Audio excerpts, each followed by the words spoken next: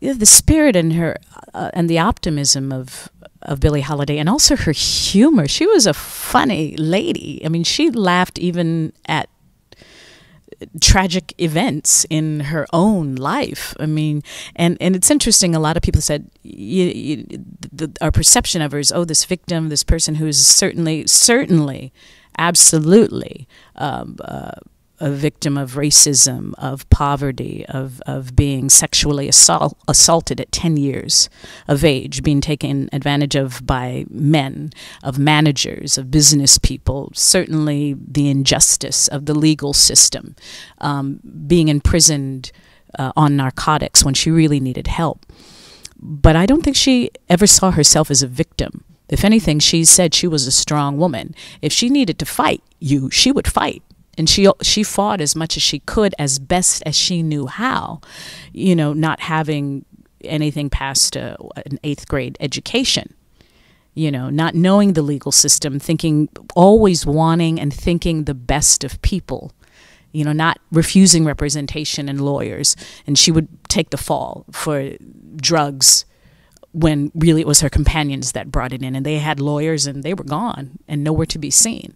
So, I think she was a really extraordinary, formidable woman. When you think about what happened in her life, you know, my question was, well, how could she not turn to chemical substances or something at some point to deal with the amount of pain and trauma that she was surviving?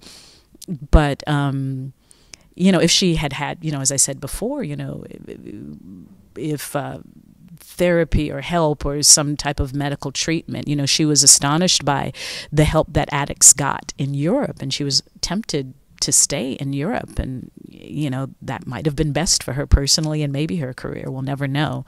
But I you know, even in the way that she tells the stories, and I think the playwright really does capture that extraordinarily well, her sense of humor, and there's a sense of also this cavalier attitude.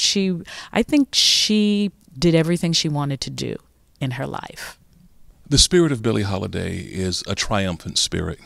The person herself endured many greatly concussively impactful events in her life, but she was able to take all of these difficult moments and the moments of joy and put them right into her music. She was a consummate artist that way. She took what happened in her life and she placed it in the music.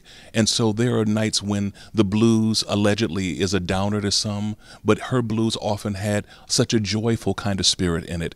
Her phrasing was impeccable. Her sense of timing was impeccable. She loved to really bother the tempo of things because it was depending on how she felt that evening, how she was feeling the musicians, what the atmospheric conditions were that night, whether the air condition was on or off. She used all of those things that were immediately around her in her art.